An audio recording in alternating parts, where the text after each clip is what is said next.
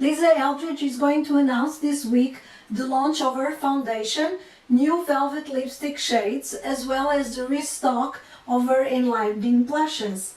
In the spring I got 5 shades of this, as well as one of her highlighters. So in this video I'm going to apply them on me, tell you my opinion about the formulas and my favorite methods of application.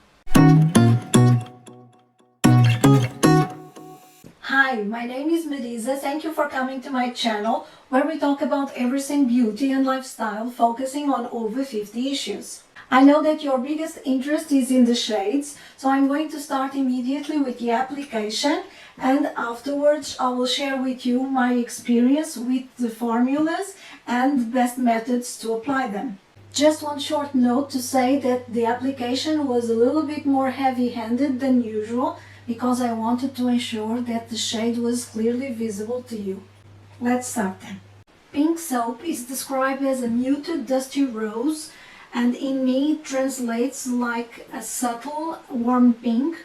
I find it the lightest of all the blushes, and I think it's particularly appropriate for fair to medium skin tones.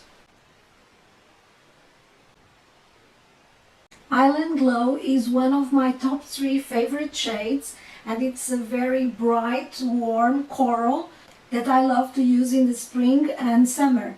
This shade is particularly flattering for light medium skin tones up to olive and deeper skin tones.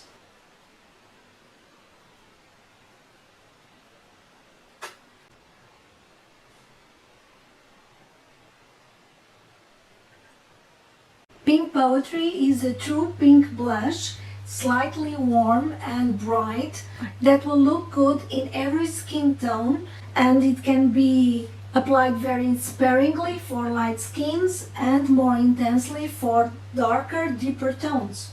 I have to confess that when I want a pink blush, if I have to choose between Pink Poetry and Pink Soap, I prefer Pink Poetry.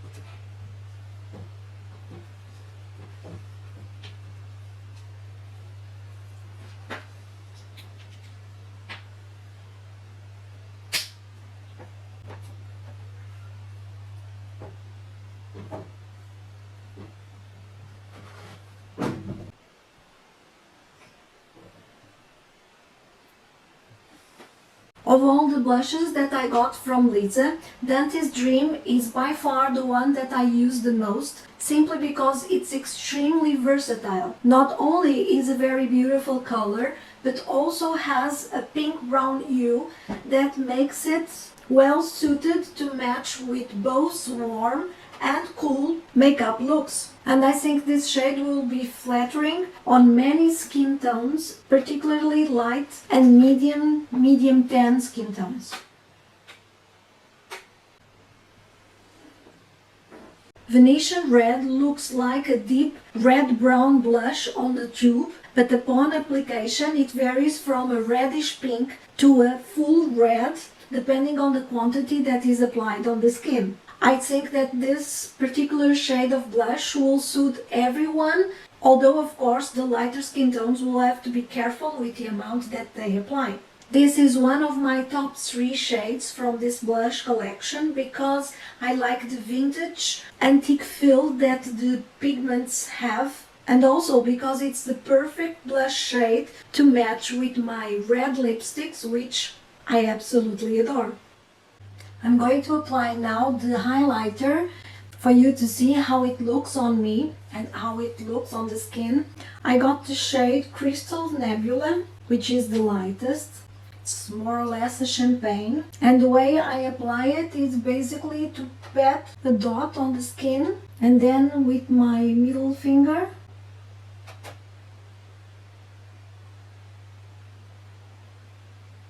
lightly tap it on the skin. And as you can see, it's more than enough.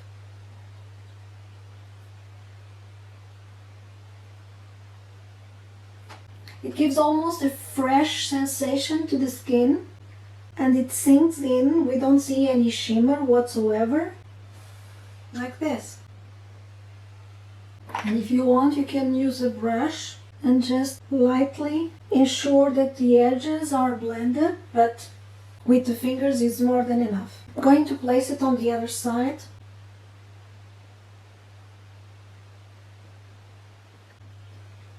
In my opinion, it's not needed a brush or a sponge to apply unless you absolutely want it, because it sinks and blends so easily that if you apply with a sponge, it will be a waste of product. And I find that it's really an hydrating formula, because after sinking in with the skin, I can see that the fine lines are a little bit lessened. I really like it. And of course, this was only one layer, and we can place a second one, and it will really be a very intensive, strong highlighter.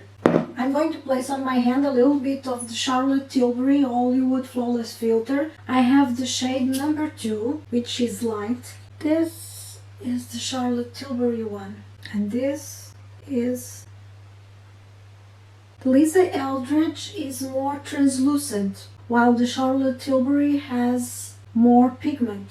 You can see less of the skin through it than with the Lisa Eldridge. As well, comparing these two shades, the Lisa Eldridge is a more of a champagne, not extremely gold, but a champagne nevertheless, a golden champagne. And while this particular shade from the Charlotte Tilbury, I'm not sure how to describe it. It has more of a pink tinge to it with silver reflex.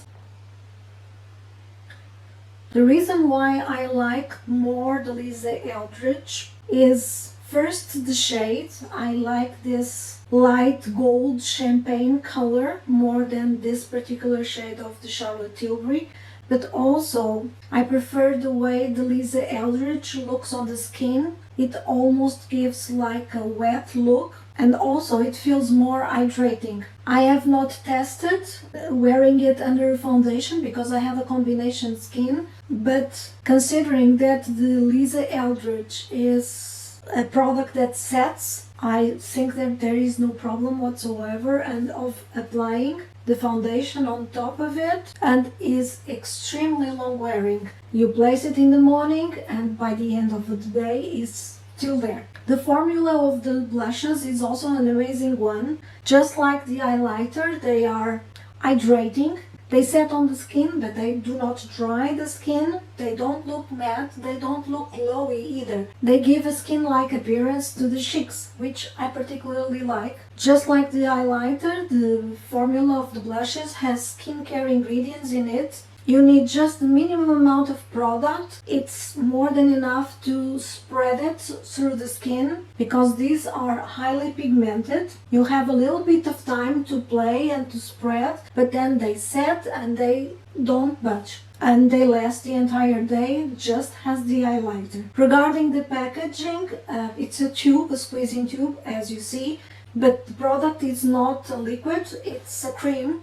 And you have to be very careful when you use it to make sure that you tie very well the cap. It has like a locking mechanism. It's not a very strong one, but it's there anyway, because if you leave it open, the product, the blush, will dry. Unfortunately, my pink soap has suffered that destiny. It's a little bit too dry. You can apply the blushes with fingers, brushes or sponges, as you saw in the applications that I showed you previously, but personally my favorite methods are the brushes or sponges, with the exception of the lightest shade, pink soap.